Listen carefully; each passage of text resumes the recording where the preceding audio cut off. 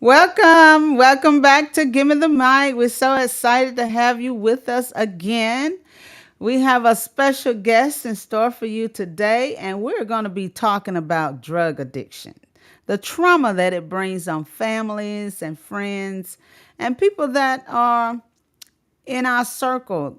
When someone is suffering from it, it affects everybody around you. But we want to motivate you, we want to encourage you and inspire you today how to deal with it because God is in control. And so we have Zachary Mitchell, none other than my brother, to come and tell us what Jesus says about it. He has some good scriptures for us lined up. Hi, Zach. How you Hey, hey, doing? hey, and praise God for this glorious day. We How are you so guys doing? we're excited to have you again, and we just want you to go. I'm gonna give you the mic so you can get us ready for this guest that's coming. That's going to talk to us about dealing with drug addictions and the trauma that it caused on families and friends and our community. So go ahead, Zach. I'm giving you the mic. You got And it. a powerful guest speaker indeed. This guy's powerful. Look, listen, we're not like those unbelievers without hope. And any situation, a family is like a mobile. And you touch a baby's mobile, everyone's affected, right? And so, two examples I want to give you, one that led to death, but then life, and a real world application that had a traumatic setup for our family, but led to life as well. When you read about in Psalms where he tells you he takes care of those people that's going through traumatic times, right? The Lord is near to us when we are feeling like we're in the most stressful times. And we call this thing life. It's just life. You're going to have ups and downs, ebbs and flows, the vicissitudes of life. I mean, if my parents had given up on me, then they wouldn't be getting that extra love I sent them every month. You know what I'm saying? But anyway, I was telling my sister, would you want your best life up front or in the back? We always wanted to be in the back. Think about what happened to Lazarus, okay? The Lord waited 4 days till he came so that God could get the glory, so he could be recognized as knowing that God was with him.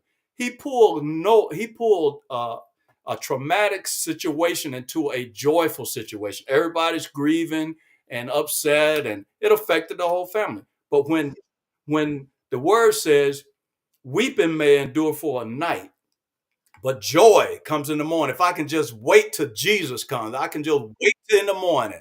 I'm gonna have that joy. He called Lazarus. He said, Lazarus, he had to call him by name. Otherwise, everybody would have got up out of the grave. He said, Lord, Lazarus, come forth. And see, all that mourning was over. We had a similar situation with my mother 7 years ago. She went through a traumatic situation that could have led into death, and all we had was hope. And when all you have is hope, that's all you need. She was up there in ICU with all those tubes in her nose, and we just went to praying.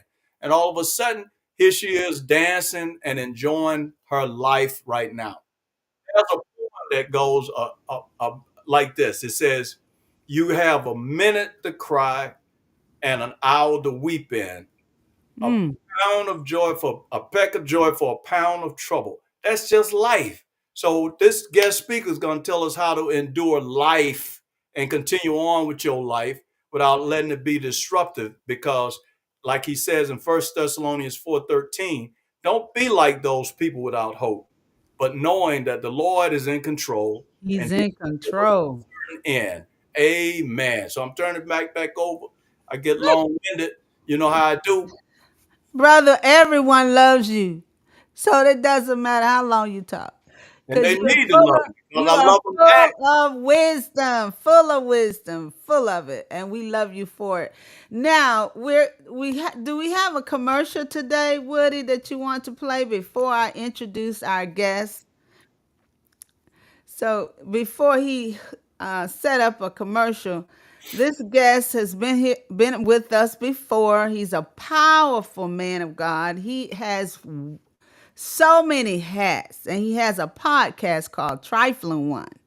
And I was listening to this episode about God is in control and dealing with trauma after we uh, have kids, family members, friends that are dealing with drug addiction. And like my brother says, sometimes we give up hope on people that we're close to because we are wondering why do they have to be doing this, but no one gave up on us, and that's Mm. what keeps us not giving up on others, especially our family, because they were patient with us until we came, reeled ourselves in. And I remember when I was dealing with my addiction, the man who prayed for me, he prayed that the desire be broken, be destroyed. And that is what really is the force to keep people in a place of addiction. It's the desire. And that's where we need to go to when we are praying and we're casting things out. Go after that desire that's inside of us to not want to taste it, not want to uh, be around it. This is the core of it, the desire. So we're gonna hear what Cyril has to say. If we have a commercial, do we have a commercial today, Woody? If not, we're gonna go ahead. We got a commercial. Okay, so hold tight. Let's see this commercial, and the next voice you're gonna hear is my nephew Cyril.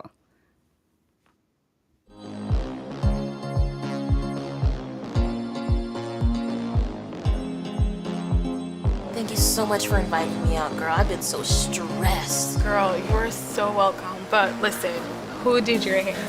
Oh, all dolled up. What is that?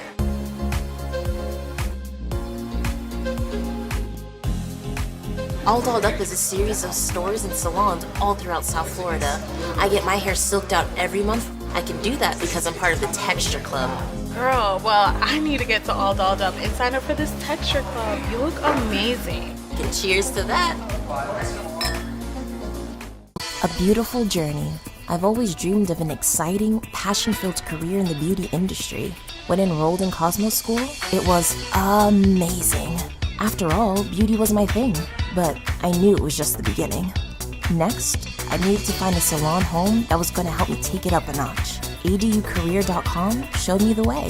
Teamwork, branding development, coaching, product knowledge, and more. The apprentice training program changed my life. Find out more about the amazing possibilities.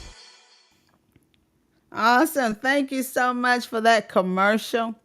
Now, the next voice we're going to hear is my nephew, Cyril. Y'all hold tight because he is full of wisdom. It's going to be so exciting today. We're going to be motivated and encouraged and inspired today to know how to just let go and let God. Give him the control, submit to him, surrender all to him, not be moved by what it looks like, knowing that God is in control. So I'm getting ready to pass the mic to my nephew, Cyril. Hey, Cyril. Hey, what's going on? How are you doing? Thank you so much for coming back. Like I said, I was so moved by the last episode about God is in control. I love your podcast. You know why I love them so much? What's up? Why Because is that? they are so life applicable. I can apply them to life in every aspect, and they are short. They are short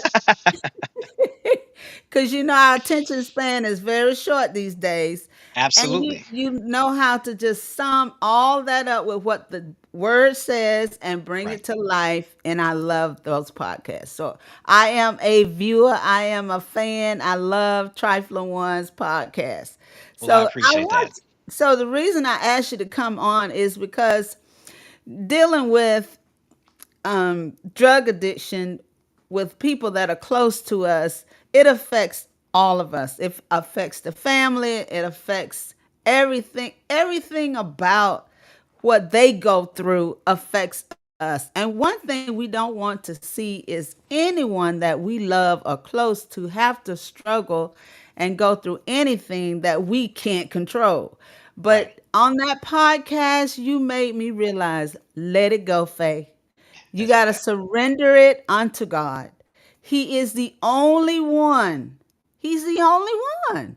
Yeah. And Yeah. once you realize, that was a big burden lifted off me when I heard that podcast. And because of that, I begin to see changes because now they are in God's hands. So I just wanted you to share that with us today, Cyril, and give us some insight on how can people really, really deal with trauma and people around us that are dealing with drug addiction. Well, I think that what inspired the particular podcast episode was reading a social media tweet. And that social media tweet, um, it basically was of a man named Francis Ngannou, who is a mixed martial artist. And his 15-month-old son had passed away. And I thought about, wow, what would that feel like if I'd lost a 15-month-old son? And then I thought about trauma that I've been through. I thought about things that I've experienced. I thought about things that people around me have experienced. And so I started looking for a text to try to give us some type of comfort in those types of situations. And I end up coming to the book of Isaiah, chapter 45, verse 7, where it basically says, I form the light and create darkness. I bring prosperity and create disaster. I, the Lord, do all these things. And so, what it forced me to recognize is that, God is responsible for doing some stuff that feels good, that feels like it's blessing us. But then, God is also responsible for doing some things that don't feel so good.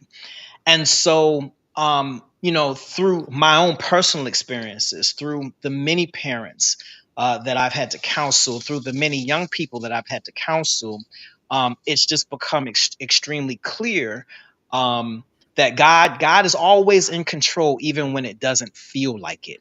And so, how do you Right. tell this 6'4", 257-pound man to be comforted when he's lost his 15-month-old son? How do you tell a mother who is dealing with the fact that the boy or the girl that she's poured everything that she has into, how do you help her be comforted when she's dealing with the fact that her child is either on the wrong path or is addicted or is living on the street or whatever whatever that circumstance may be? And so it was because of that the podcast episode was birthed. Okay. Wow. Wow.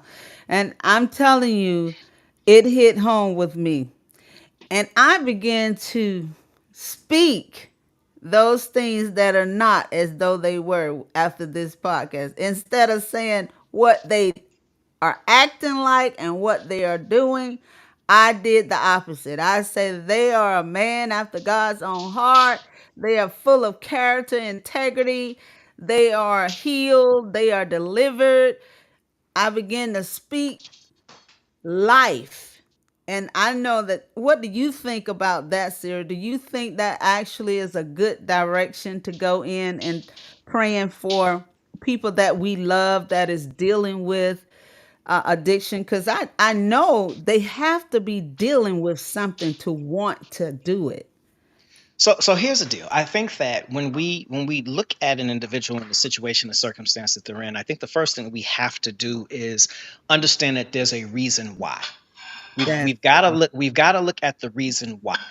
And okay. so as a result of that, when you recognize that the person isn't just doing what they're doing because they're doing it, well, that's when you start to have an understanding, and you don't just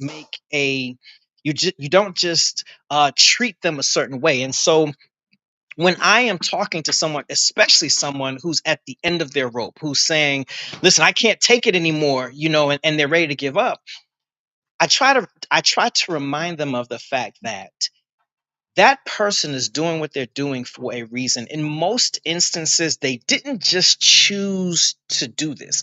Yes, they made a decision, and yes, they made choices that have placed them in the situation that they're in.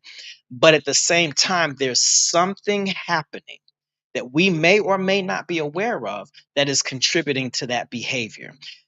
People respond to trauma differently. Right. And so, what going back to the text that I read earlier, Isaiah 45:7, it says that God forms the light and the darkness.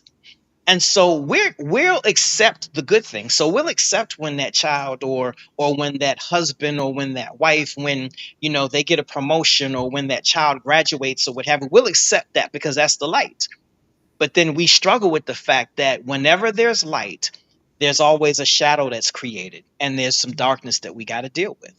And Right. the other piece is that by going through those situations, by dealing with those circumstances, Mhm. something happens within us because we develop a greater level of compassion and empathy, etc., because we have a better understanding. When you don't understand stuff, then you can look at somebody's child and say, man, they just bad, right? You can do that. You gotta But if you stop. have empathy because you recognize that you yourself have deposited everything that you can into a child, and you've loved them, and they still go in a different direction, then you understand, well, maybe that person did do everything that they could, and Right. that individual has free will. Right. And Right. so we have to recognize that there are just some situations that are uncomfortable to us, that we have to understand the sovereignty of God is in order. And if Right. that situation is bad enough, you then recognize that you don't have anything but to rely upon God. Like you don't have Yeah. anything else, That's you know? it. And so when you have nothing else, you literally sit back and say, okay, this is not what I thought it was going to be. This Right. is not how I thought it was going to turn out. This isn't what I wrote down in my journal or this isn't what I put on my vision board, right? I know, This isn't right? this isn't what I prayed for. But at the end of the day, at least today, what's this, May 19th or something like Right. that? Right. At Right. least today, this is what my situation is. And the bottom line is, if this is my situation, it had to, because he's sovereign, it had to cross his divine desk.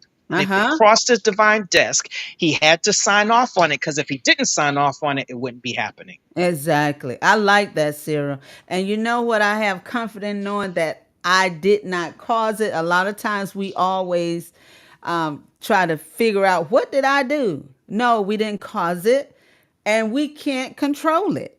Right, And right, a lot of times we do not realize people internalize things in a total different way than we do.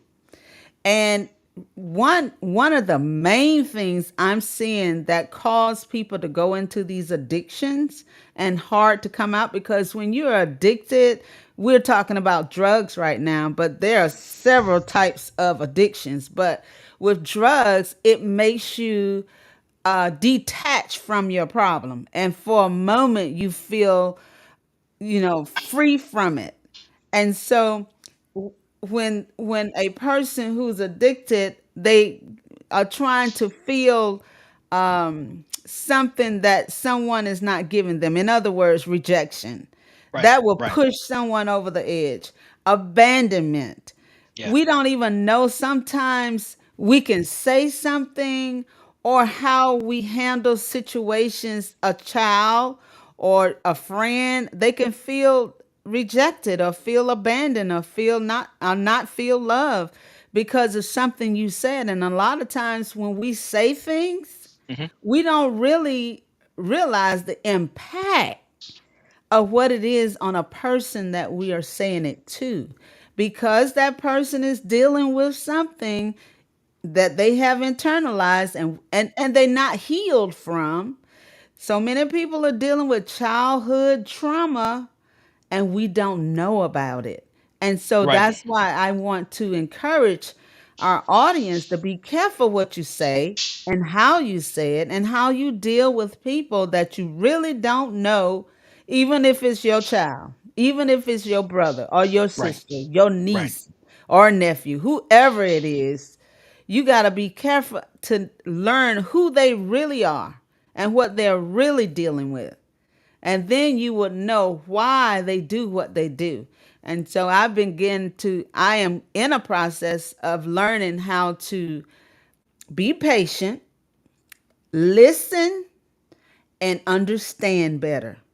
Because Yeah. before Yeah. you know it, we react with our mouth, and that you have pushed them even more into the addiction.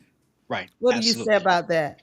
I would say but here's the thing, and the piece that we've got to be mindful of is that we are human. And so when we're dealing with anyone that we love, who's dealing with any type of traumatic situation, whether it be addiction, whether it be a mental health condition, whatever it may be, the bottom line is that because we love them, because we care for them, the situation is going to create circumstances with us where we're emotional at times. I would love to be able to say, that with every situation that has ever happened in my life with a loved one, that I've always been cool, calm, and I've been Pastor G at the time. And that's just not the case. There have been times when, because of the level of emotion involved, everything that's taken place, that I have responded like Cyril. And so we have to be able to communicate with that person who we've responded emotionally with. We've got to be able to say that we're sorry. We've got to be able to ask God for discernment to recognize the times when we were out of order as a result, or even the times that we may have made the situation much worse. Exactly. And so it absolutely happens, but we're going through our own development. And so we're going through our own growth while they're going through their growth, and we're at different levels, and we're at different speeds and all the Right. rest of that. And so the grace that um God extends to us, we have to extend to them, we have to extend to ourselves. Exactly. You're right. That is so powerful, Sarah. And I didn't know that the power of my words was so oh my God, I don't know the word I want to Life and use. death is in the power of the tongue. Exactly. And my Absolutely. words can be so hard sometimes because I just can't understand why you can't get it. Right, Why right, you got everything. You don't even have to go through this, but I don't know what you're dealing with outside of my presence. You right, could be right. dealing with something totally different that I'm not aware of. And so by my pushing and pushing and yabbing, that's pushing them even more in that space of trying to find solitude. And they find it in drugs. And Yeah, they find it absolutely. in sex and all other things that. But bring Zach on with it. I want to hear what Zach has to say because he did say something before the show started about joy come in the morning. He kept saying joy come in the morning. That touched me because even though we are going through what we are going through now, dealing with family members who are struggling with addiction and trauma, and it affects everybody around them because we want the best for all of them, but we don't it's just God is in control, and we don't have a formula to fix it. But Zach, you said something before the show about train up the child in the way that it should go, but joy's going to come in the morning. Can you elaborate on that for us, brother? Yeah, just consider nature. Everything a lion does with his cubs or her cubs or pride is training. It's training. You can give positive affirmation. I don't know if you saw the movie Lion King, but he was teaching. He was right there, just like God is right there, but he's allowing you to go through training. And that was a movie with Denzel Washington called Training Day. And when you're training a child, sometimes they have to feel that pain to say, "Oh, you see what that is? How you like that?" But sometimes they don't make it through, and everybody's not going to make it. But you have to give positive affirmation when you can, and just continue to live life. Now, I've never seen my mother animated. Now, I've seen her beat somebody. She definitely beat you, but she didn't get animated. She taught you a way, and you weren't going to do that way. It was time for you to leave. So when you're treating someone, with love and admiration, they don't respond in kind, it's time for them to depart your AO, because that's not what you're about. But it's hard to do that. My mother told me, she said, "Look, I'm done with you. I'm turning you over to the hands of the Lord." And then I said, "Oh man, that's cool. Now I can go do what I'm doing with the cues, and I can do my stuff without you getting all carried away, all that." But then I read in Hebrews 10:26 through 30, and at the 31st, he says, "A dangerous place to be in the hands of the living God." I said, "My God." And when I got on that bus and I left Macon, I didn't look back. I ain't have nothing but lint in my pocket. I didn't even have a suitcase. And I knew then that was my only way not to end up like any of my relatives. And one of my nephews, God bless him, I love him to this day. And I feel for him to this day. I feel every time he has a birthday. And he didn't make it. But I believe he made it in the kingdom, but he didn't make it in life, you know. And that, to me, I never got over that. And I wanted to do so much for my sister, but she won't even allow it, because you don't ever know what's going on in her head. That's why I try. Exactly. Yeah, Lord, she could that's be why I try dealing to with give as much trauma and we not love as I can muster to right. give to my sister. Right. Yeah. And so many times I feel like, how do you feel to lose a son? I Yeah, I can't don't even even want to go imagine out there. it. And No. so she lives life like it's nothing really, but she What do you has to do? feel Yeah, that. She yeah. has to feel that, and we But have she to have said she empathy. had to do that in order to cope. In other Right. words, she had to release and turn it over to God and allow everything to unfold as it did. He was given opportunities, but still, to this day, I haven't reconciled with that. But hey, what do I do, right? But I have to Right. trust Jesus, and I pray and intercede by name for those people every morning, 6:45. The ones that I know I need to give a special shout out, because they got Thank you. DNA in them. Thank you. So Sarah, can you motivate, inspire somebody today and tell them about Trifling One podcast, how they can get on there, where they can find it. Because I want everybody to be a part of listening to these podcasts. They will change your life. Absolutely. So the Trifling Ones podcast can actually be found anywhere that podcasts take place. So Apple Podcasts, Spotify, any of those places. This year we launched YouTube, and so there'll now be a video version on YouTube. But you can find it anywhere that podcasts are. We launch, or we release an episode every Wednesday, and so by the time you wake up on Wednesday morning, you'll be able to find a 15-minute or less episode that's going to speak somehow, some way to you improving your relationship with God.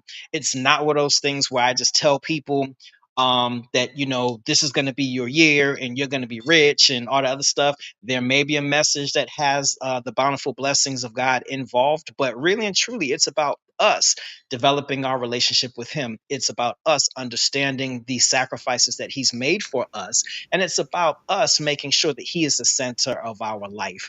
And I Amen. attempt to do that from a perspective that is relevant and relatable to a specific population. I'm glad that others listen to it, but I really feel blessed when someone who's in their 20s says, "Listen, that episode really spoke to me," because Right. those who are older came up, many of them in church, going to church. They've fortified a relationship.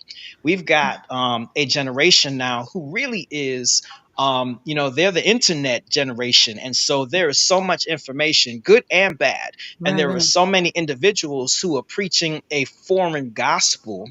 And so I think that it's important that there's something out there that's going to be doctrinally sound, that's going to be theologically sound, that's going to focus on what the Word of God says, and then apply it to what's happening in 2024 and happening to their lives. Right. You break it down so they can understand it and relate it to their lives. I love that. I And try. also, Cyril, you save one, you save a whole generation. So, Absolutely. yeah, I love that. So, we're going to go ahead and close up this podcast. Sarah, thank you so much for coming on again. We always My enjoy pleasure. you. Zach, thank you so much for your wisdom. from what Jesus said. Now he's on every Friday at 6:30 with what Jesus says. I love listening to Zach because I learned the word of God, even though I have a husband who preached the word of God as well. And I learned all these Bible stories. I am just centered around so many men of God. So thank you so much. I am going to pass the mic back to my audience. I hope that you all were motivated, inspired, and cultivated to reach your highest potential. And we'll look forward to seeing you next Sunday, same time, same place. Now, next Sunday, you're going to be with my son. He takes every fourth Sunday and do the broadcast for us. So look forward to hearing Bailey Jr. next Sunday.